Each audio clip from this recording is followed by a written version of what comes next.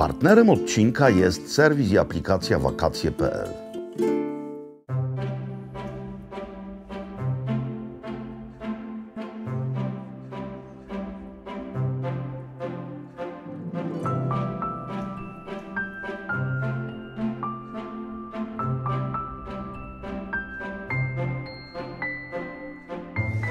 Moi drodzy, jednomyślnie, jednogłośnie, bez chwili wahania uznaliśmy wszyscy, że nasz pierwszy odcinek z Kolumbii, nasz pierwszy odcinek z Kartageny musi zacząć się właśnie tutaj. Nie chodzi tylko o widok, nie chodzi o ową dumnie na wietrze powiewającą kolumbijską banderę.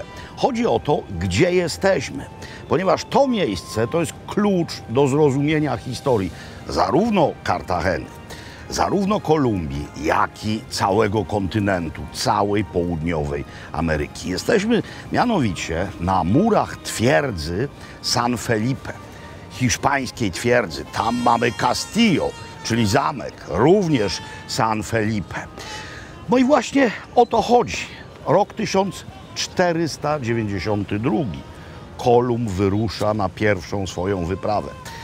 Dociera mniej więcej w okolice Dominikany, ale już w roku 1494 w Tordesillas, dzisiaj maleńkiej wsi w Kastylii León, byłem tam, więc wiem, że jest to maleńka wieś, zostaje podpisany traktat między Hiszpanią a Portugalią. Traktat, na mocy którego dzisiejsza Ameryka Południowa zostaje podzielona na strefy wpływów, które w sensie językowym i kulturowym do dziś obowiązują. Mamy mianowicie portugalskojęzyczną Brazylię i całą resztę hiszpańskojęzyczną. No i tak, władza Hiszpanów do XIX wieku i to wszystko, co z owej władzy wynikło. Ten niezwykły miks, ta niezwykła, ciekawa, różnorodna, ale spójna kulturowo koncepcja, jaką jest Kolumbia i Ameryka Południowa. No i Kartagena, która była najważniejszym miastem na początku pierwszych hiszpańskich tu zdobyczy. To jest największa i najlepiej zachowana dawna hiszpańska twierdza na całym kontynencie.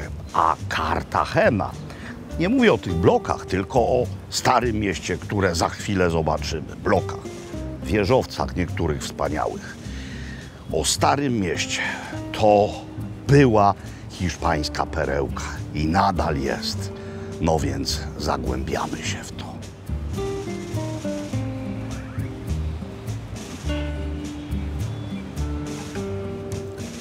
Ziemie, do których w imieniu władców Hiszpanii dopłynął Kolumb, stanowiły dla korony hiszpańskiej źródło ogromnego bogactwa. Jesteśmy nad Morzem Karaibskim, a ten akwen wtedy w XV wieku, z końcem XV wieku i na początku XVI wieku był już dość nieźle spenetrowany. No więc właśnie tutaj trzeba było postawić twierdzę, żeby móc te bogactwa wywozić.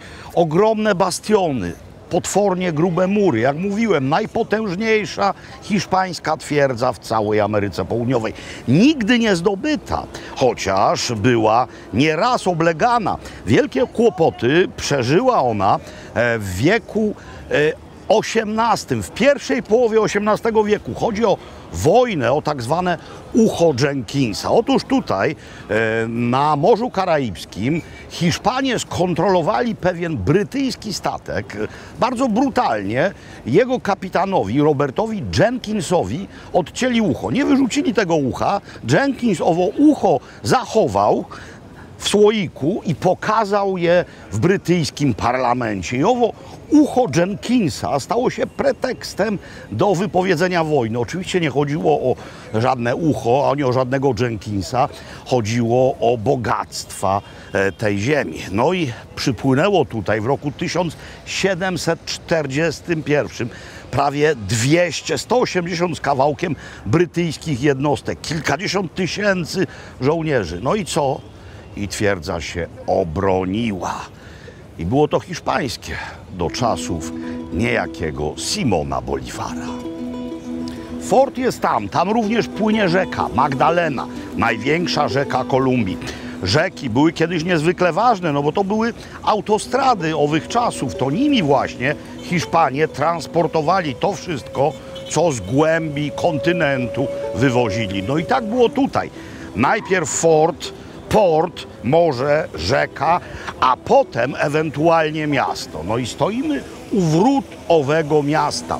Cartagena de Indias, tak brzmi jego pełna nazwa. Wspaniałe, niektórzy twierdzą, że najwspanialsze kolonialne hiszpańskie miasto w Ameryce Południowej. Idealnie zachowane, całe otoczone murami obronnymi, 10 kilometrów tych murów.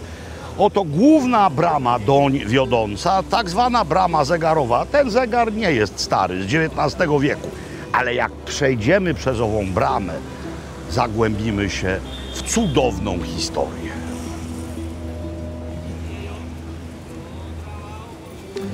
Mówiąc o cudowności, miałem na myśli miejscową substancję zabytkową miejską, a nie niegdysiejsze losy ludzkie. Te były często bardzo tragiczne. Na niemal środku tego placyku stoi pomnik konkwistadora Pedro de Heredia. To był założyciel Kartageny. Bezwzględny łobuz. On plądrował miejscowe groby tutejszych karaibskich autochtonów Indian, wywoził z nich złoto, łupił straszliwie. Zresztą został posądzony o nadużycia i miał stanąć przed sądem w Madrycie. Zginął w trakcie podróży morskiej do metropolii. Ten plac to również kawał tragicznej historii, gdyż właśnie tutaj odbywały się targi niewolników. Jak zobaczycie na karaibskie wybrzeże, to bardzo często jest ono, jeśli chodzi o ludzi, afrykańskie. Sprowadzano niewolników z Afryki i właśnie tutaj ich sprzedawano i potem wysyłano dalej. Autochtoni, Indianie, no oni przetrwali wyżej, w Andach, po Indianach karaibskich w zasadzie nie ma śladu. Ale pociecha dla nas współczesnych jest taka, że to, co tutaj ci łupieżcy zbudowali, jest piękne. Co zrobić? To miasto jest piękne.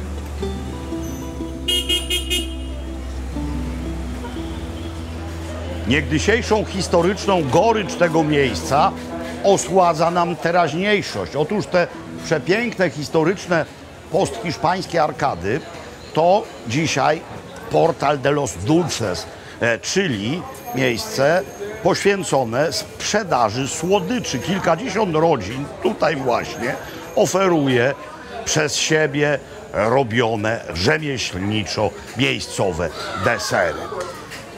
Więc widzicie, tak to się plecie. Pomyślcie, XVI, XVII, XVIII wiek, tutaj nieszczęśnicy z Afryki przywiezieni. A dzisiaj my to oglądamy, tego koszmaru już nie ma, a tutaj sama słodycz. Cóż, świat się zmienia. Tuż obok kolejny niegdyś bardzo ważny plac, Plaza de la Aduana, czyli plac celny. Na nim to clono to wszystko, co z Kartageny wyjeżdżało i to, co do Kartageny wjeżdżało. Na pomniku inny caballero, mianowicie Krzysztof Kolumb. Czy to właśnie Kolumb odkrył dla Europejczyków Amerykę? No, zdania są podzielone. Tak zwykliśmy mówić od Kolumba. Kolumbia wiedzie swą nazwę, ale pierwsza wyprawa Kolumba to rok 1492. Rok 1494 to ów wspomniany traktat w Tordesillas i podział kontynentu pomiędzy Hiszpanów i Portugalczyków. Ale to jest rok 1494. No więc teoretycznie Kolumb wie tylko coś o Karaibach. Skąd nagle Portugalczycy godzą się? Dobra, to my bierzemy to, co dzisiaj jest Brazylią. Są hipotezy, że portugalscy żeglarze byli już tutaj wcześniej, tylko się tym nie chwalili. Zresztą Kolumb, jak tu przypłynął, najpierw myślał, że jest w Indiach, stąd Cartagena de Indias, nazwa pełna miasta. A potem, jak już wiedział, że to nie są Indie, to cały czas do nich szukał drogi. Jakby było, to jedno jest pewne. Jan z Kolna był tutaj przed Kolumbem, tylko mówiąc tutaj mam na myśli obie Ameryki. On był w pewnej duńskiej wyprawie w północnym fragmencie Ameryki Północnej.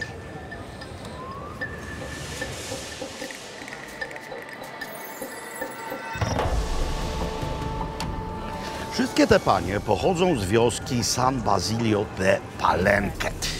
Wszystkie mają korzenie afrykańskie, tak jak zresztą wszyscy mieszkańcy owej wioski. I można sobie z nimi zrobić zdjęcia za niewielką opłatą, tak jak u nas z kimś odzianym w strój krakowski. To jest bardzo ważna część miejscowego folkloru, ale również kawał niezwykłej historii. Otóż przez 300-lecia, przez 300 lat szacuje się, że przez Kartagenę przewinęło się 12 milionów niewolników przywożonych z Afryki. No i niektórzy uciekali i osiedlali się w jakimś miejscu, które uważali za bezpieczne. Między innymi w tej wiosce. I na początku XVII wieku nastąpiła historia niezwykła. Otóż porozumieli się owi zbiegowie z władzami hiszpańskimi, że Hiszpanie nie będą atakować zbiegłych niewolników i mogą oni sobie w tym San Basilio de Palenque żyć jak wolni ludzie. I tak się też stało. To była pierwsza wolna, niewolnicza wioska, czyli już nie niewolnicza, na kontynencie południowoamerykańskim.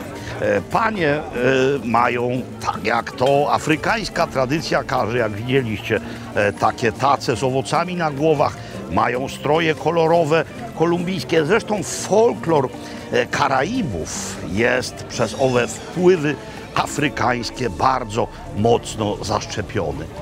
I również przez to jest piękny, choć za tym wszystkim kryje się historia niewesoła.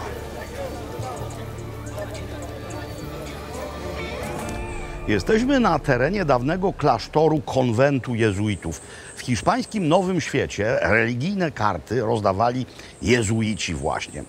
Jezuici, jak i Kościół katolicki generalnie nie mieli nic przeciwko niewolnictwu, no ale były wyjątki.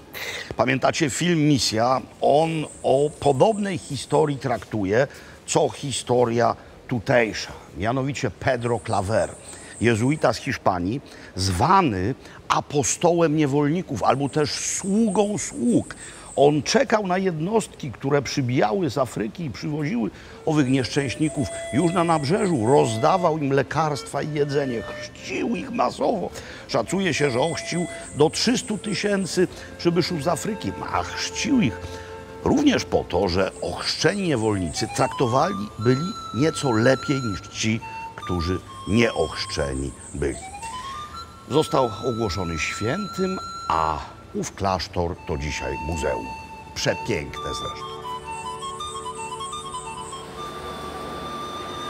Śniadanie było wielkie. Zjadłem omlet z serem, kilka placków kukurydzianych, arepas, sporą porcję miejscowych owoców, a poza tym jest gorąco i bardzo wilgotno. Zatem obiad powinien być lekki. Musi być lekki. Myślę, że to właśnie jest odpowiedni adres na leciuteńki i dobry obiad.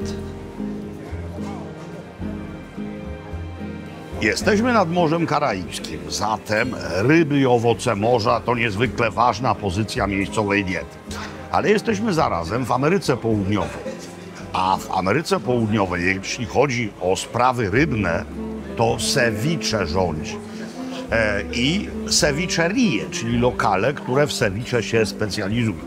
Czym jest ceviche? No, moda na ceviche dotarła i do nas. W podstawowej wersji są to ryby albo też owoce morza gotowane, w cudzysłowie, w soku z limetek i podawane z różnymi dodatkami. Ale to pojęcie jest znacznie szersze, bo widziałem już ceviche z mięsa, ale też są ceviche wegetariańskie albo wegańskie, roślinne, no ceviche z serca palm, a są też ceviche w ogóle nie z surowizny, na przykład z ryb albo też owoców morza, które wcześniej były poddane obróbce cieplnej. Ale chodzi o sposób owej marynaty i stworzenia kompozycji. Tu mamy ceviche nietypowe.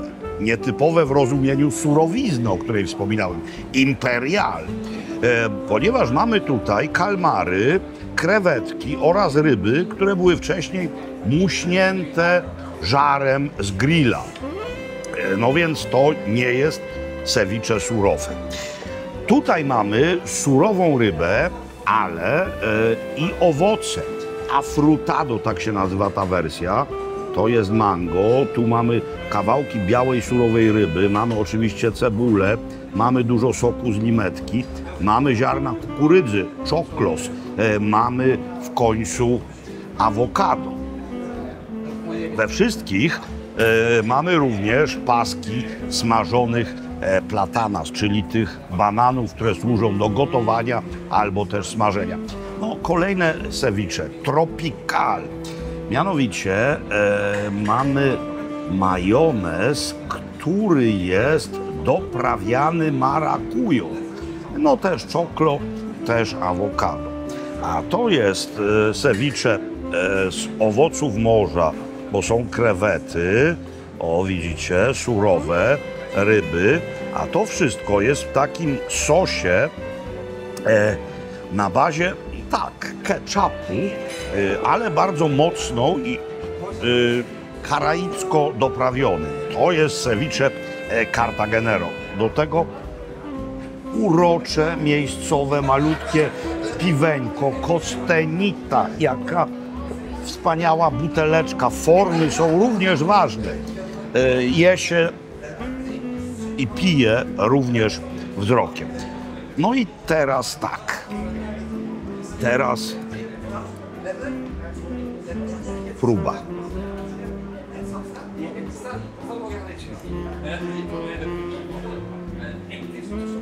Kwaśne, lekko pikantne od papryczki ahi. Krewetki jędrne niezwykle. Ważne jest też granie konsystencją. Modne dzisiaj słowo tekstura. Miękkie owoce morza, chrupiące ziarna kukurydzy, maślane awokado, bananowy chips. Tak. Jeśli kochacie ceviche, to natychmiast wsiadajcie w samolot. Cartagena czeka. Po obiedzie konieczna jest kawa. Oczywiście kolumbijska. Zresztą o kawie będzie mowa w jednym z kolejnych odcinków. To bardzo ważny tutaj temat. Ale w tym wypadku chodzi nie tylko o kawę, ale też o miejsce, w którym jestem. To jest kawiarnia, bo mają kawę, ale jest to zarazem księgarnia. A właśnie tutaj, w Cartagenie, przez kilka lat jako dziennikarz pracował Gabriel García Márquez. Zresztą przyszedł na świat niedaleko stąd. Realizm magiczny, książki, literatura, to wszystko jest w Kolumbii bardzo ważne. Ja już w tej księgarni byłem wczoraj, kupiłem tutaj bardzo porządną książkę kucharską, po angielsku, kolumbijską. No, Marqueza po hiszpańsku nie jestem w stanie czytać, ale realizm magiczny to nieprzypadkowo narodziło się w Kolumbii, bo tutaj realizm z magią splatają się niezwykle. To miejsce nazywa się Abacus. To jest właśnie taka księgarnia i kawiarnia. I moi drodzy, kawa jest wyborna. A już tak mam, że jak siedzę w otoczeniu książek, to mi wszystko lepiej smakuje. Dzisiaj, w tym dzisiejszym odcinku będzie, już jest, dużo o historii, o kulturze, trochę być może mniej o kulinariach, ale ja sam muszę zrozumieć, gdzie jestem. Ja sam muszę w to wszystko się wkręcić. Ja sam muszę wejść na odpowiedni kulturowo-historyczny diapazon.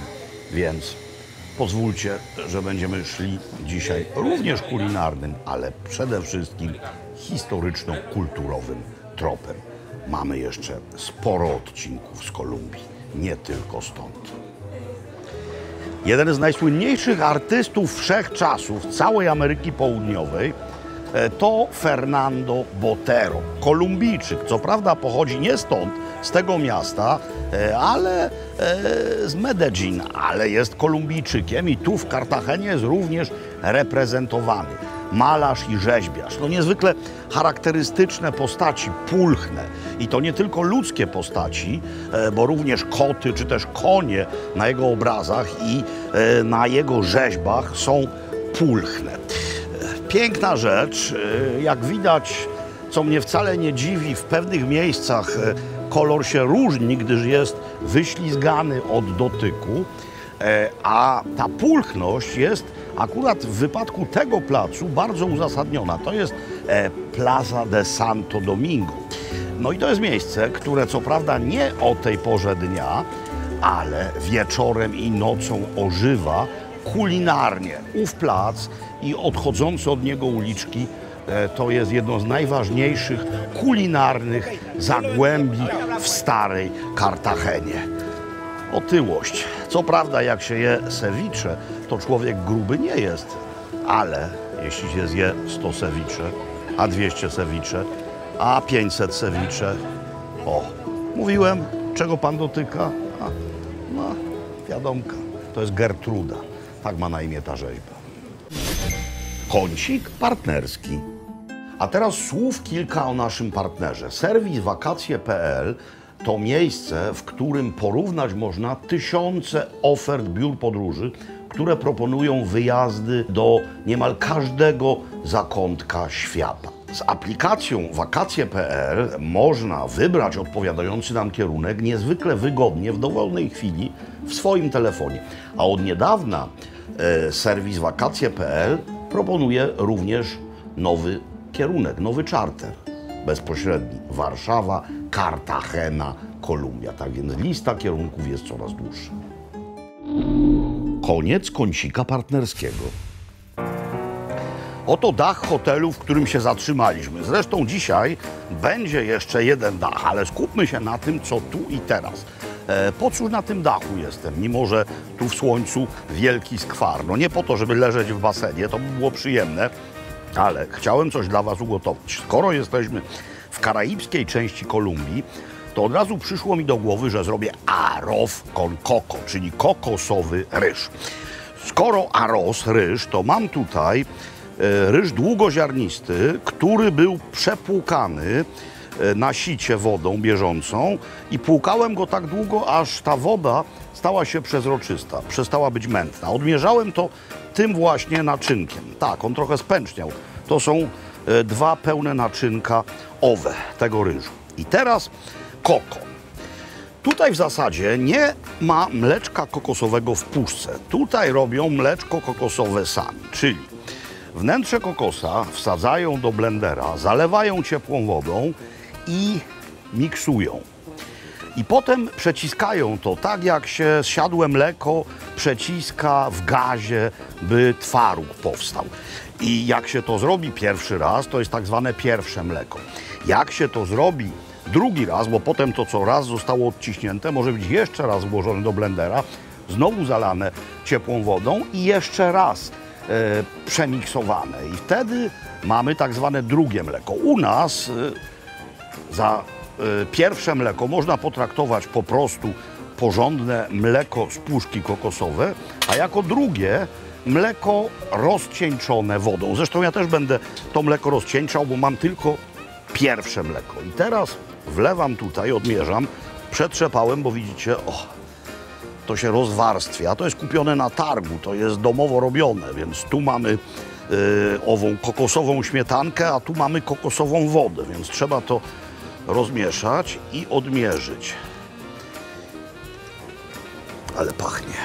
I mniej więcej 2 takie pełniutkie miseczki się w środku muszą znaleźć i podgrzewamy to. Na razie tyle. Zaraz będę opowiadał dalej. Na razie duży ogień, żeby to się zaczęło gotować. Ogień. W tym wypadku duża temperatura, bo to jest kuchenka elektryczna. Ten wstępny proces trwać musi 20 kilka minut. Mleczko kokosowe się gotuje, wyparowuje woda, całość ciemnieje, zrobią się oka tłuszczu, a finalnym procesem będzie lekka karmelizacja, a my owej karmelizacji pomożemy, ale we właściwym momencie, jeszcze nie teraz. Mleczko zmieniło kolor, mamy takie oka tłuszczu, te frakcje, które pozostały stałe, ciemnieją i to się karmelizuje. I wspomniana pomoc to panela, czyli cukier z melasy trzcinowej. Łyżka. I teraz trzeba być bardzo ostrożnym, ponieważ to się może przypalić. W tak zwanym międzyczasie uruchomiło się jacuzzi w basenie, no ale ja teraz nie mam czasu na basen. Ja muszę robić arroz con coco. Tak się właśnie dzieje magia. No, całkowita alchemia, ale jest tak, jak być powinno. Czyli mamy połączone razem z cukrem owe frakcje stałe, a osobno, widzicie, mamy kokosowy tłuszcz. Oczywiście panele pewnie da się kupić gdzieś przez internet u nas, ale użyjcie zwykłego brązowego cukru trzcinowego, cukru palmowego, można go kupić w azjatyckich sklepach. To nie ma większego znaczenia. I co teraz? Teraz na chwilę trzeba odstawić naczynie z kuchenki. Trzeba uważać, bo zaszło słońce, więc zdejmę okulary. Chodzi o to, by to było brązowe, bardzo brązowe, ale również chodzi o to, by to się nie przypaliło. Właśnie ten proces karmelizacji sprawi, że to będzie miało taki cudowny, orzechowy smak. Widzicie, ja przechylę jeszcze w jedną stronę. Zobaczycie, o, spójrzcie. Tu mamy kokosowy olej, gdyby go odcedzić. Zdejmujemy na chwilę naczynie z ognia. Stawiam je tutaj. I teraz wsypujemy do środka ryż. I wszystko bardzo dokładnie mieszamy. Chodzi o to, żeby ten ryż był całkowicie w objęciach tego, co powstało. To coś zresztą nazywa się tutaj titote. Titote. Jak macie problem z zapamiętaniem, to pomyślcie sobie o towarzyszu Tito i Titote. Właśnie tak. Mieszamy. No i ryż będzie się w tym gotował, ale nie tylko w tym, no bo płynu, jak widzicie, tutaj już w zasadzie nie ma. Więc to z powrotem na ogień i płyn. Czyli drugie mleko kokosowe, jak już wspominałem, ja mam tylko pierwsze, więc tyle samo wody, ile mleka. Odmierzam. 2 miseczki wody, 2 miseczki mleka. Wiecie, u nas mleko kokosowe ma zawsze podaną zawartość kokosa w mleku kokosowym, więc kupcie po prostu takie najtańsze, które składa się głównie z wody. A możecie użyć śmietanki kokosowej, a potem mleczka kokosowego, rzadkiego. I o to chodzi. I teraz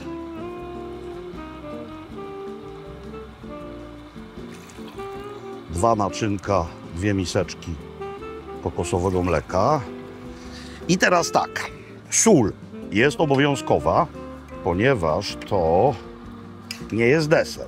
Choć jest wersja, która każe robić arroz con coco z rodzynkami. Ale to jest rzecz, która towarzyszy tutaj, no na przykład smażonej rybie, owocom morza. Ja zrobię to z dodatkiem owoców morza. No ale zobaczycie, na razie to się musi jak najszybciej zagotować na jak najmocniejszej mocy kuchenki.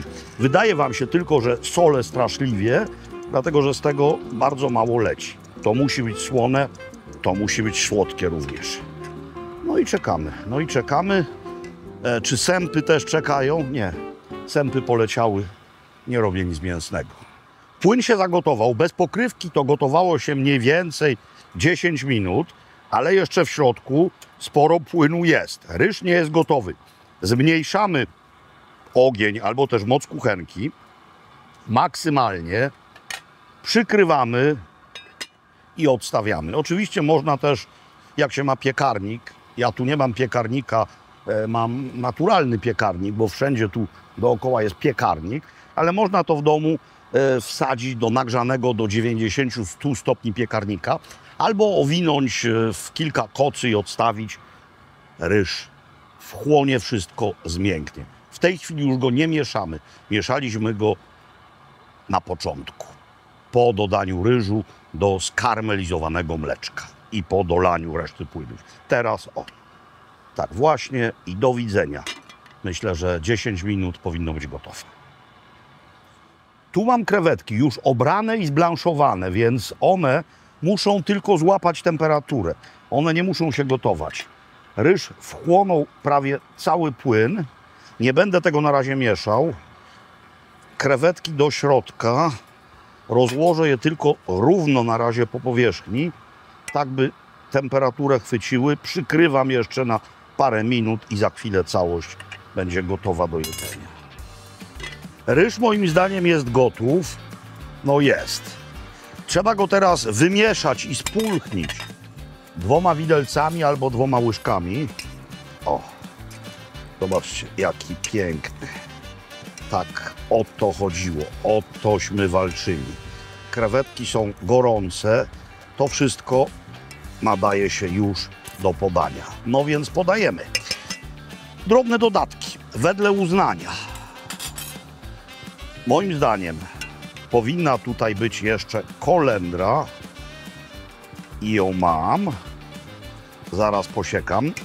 Cząstka limetki, no bo należy sobie jeszcze to dokwasić i ewentualnie trochę ostrej papryczki. Pięknie.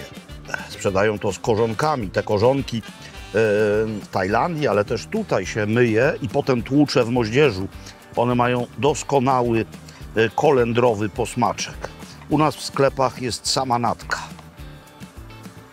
Kolendra, plasterek, cząstka limetki, albo i 2, proszę bardzo, i jeśli chcecie troszeczkę ahi, taki paseczek drobniutki, bez pestek. Miejscowa kuchnia nie jest bardzo ostra. Chodzi tylko o smakowy kontrapunkcik. O, moi drodzy, arroz con coco poleca się waszej uwadze. W tym miejscu mamy wszystko, co ważne, albo nawet najważniejsze dla tej części świata.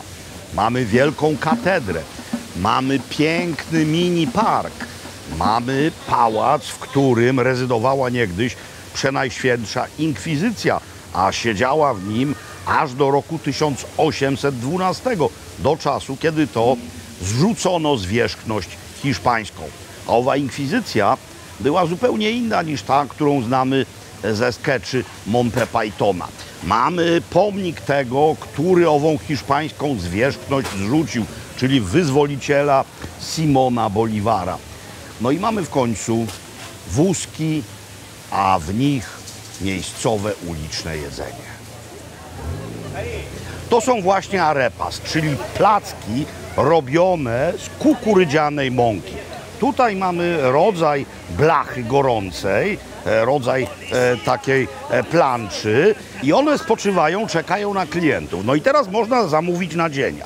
Ja poprosiłem o arepa, bo arepas to jest liczba mnoga, o arepę con queso, czyli z serem. Mówiłem, że tym się nażarłem na śniadanie. Moja wersja hotelowa była w środku z masłem, a ser był wtopiony w ciasto. Tutaj mamy wersję uliczną, więc prawdopodobnie nie jest to masło, lecz jakiś tłuszcz roślinny.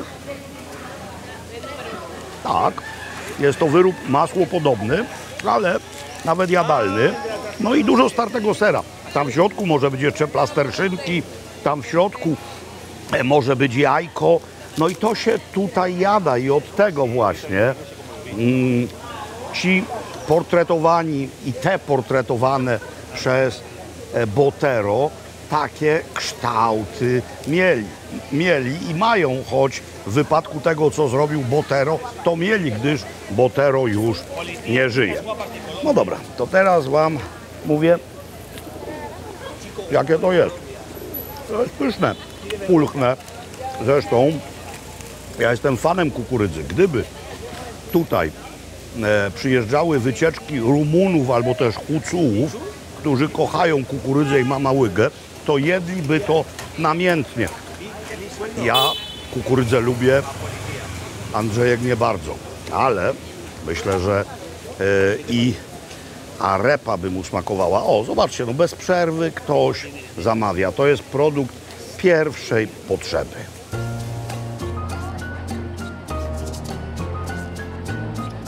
Podobno najlepszym miejscem na popołudniowy albo też wczesnowieczorny koktajl oraz popołudniową albo też wczesnowieczorną przekąskę jest dach hotelu Mowicz.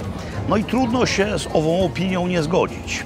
To jest miejsce luksusowe, ale widok jest również luksusowy. I luksusowe jest to wszystko, co mam przed sobą. Margarita jest absolutnie wyborna, gdyż nie jest to margarita w wersji gringo, czyli nie jest zabita jakimś absurdalnym wywarem z truskawek. Czuć wyraźnie tequilę. No i jaki piękny talerz tutejszych mariscos. I widać to wspaniałe kolumbijskie i południoamerykańskie fusion. Zobaczcie, to jest tuńczyk robiony na modłę japońską, czyli tak delikatnie na planczy obsmażony, w środku surowy, do tego biały sezam oraz czarny sezam. Tutaj sos, który jak nie mam, jest czymś, co w Urugwaju na przykład podają do wołowiny, czyli chimichurri. Na bazie oliwy, papryki, siekane rzeczy. Ale dobre. To są placki z bananów, ale po prostu plaster banana, platanus, te zielone banany, dwukrotnie smażone, raz usmażone, rozpłaszczone i usmażone drugi raz. Krewety, ośmiornica, mejillones, mule, to jest sos jaki? Delikatny, w tym sensie, że nie ostry, tamaryndowy. To jest piękne. A jest jeszcze jedna piękna rzecz. Myśmy dzisiaj poruszali się li tylko w obrębie starych murów Kartageny.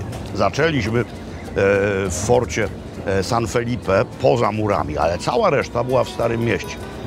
A Kartagena to jest milionowe miasto i w ogóle nie liznęliśmy tego, co jest na przykład tam. I ta wspaniałość polega na tym, że jeszcze to liźniemy, ale to w następnym odcinku. Tak, oglądajcie dalej. Kartagena pokaże wam swoje drugie oblicze.